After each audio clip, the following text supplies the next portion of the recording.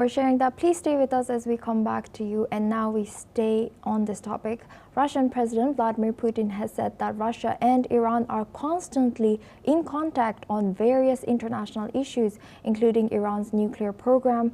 Putin has met with Iranian President Masoud Pezeshkian on the sidelines of the Shanghai Cooperation Organization Summit in China.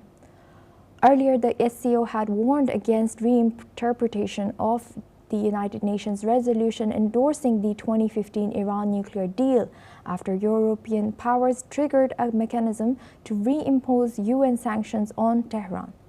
Now we go back to our guest discussion with Mark Sutherland.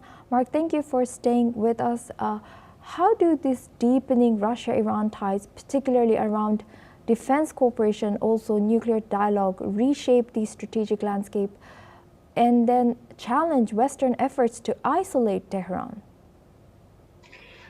Well, we've just recently had, Israel just recently had a 12-day war where we look at the distances that the Israeli jets flew, which is quite miraculous, to then with America coming in and bombing two nuclear facilities. We have to bear all that in mind, but we then go back in history. We look at what the Obama administration had done, where it kept promising red lines. We then Iran which has been doing for many years, then taking off in regard to going for the bomb, which is why then Israel took the actions it did.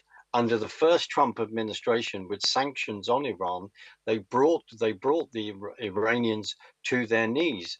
Now let's look at Iran as a country with the incredible Persian people in it.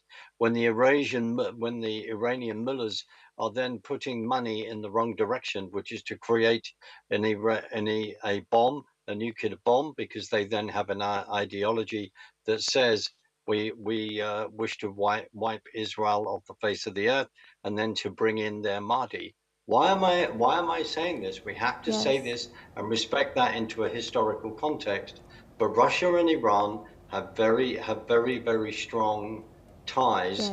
And also we have to remember, even though the Russians have pulled out, recently their involvement in Syria. It's about understanding that the geopolitical influences and ties that are in that area, hence why Russia has that relationship with Iran, Asuma. Thank you very much, Mark, for sharing that insight and staying with us throughout this discussion and sharing your insight as a geopolitical analyst. Joined us live from London. Now we move on to Asia. The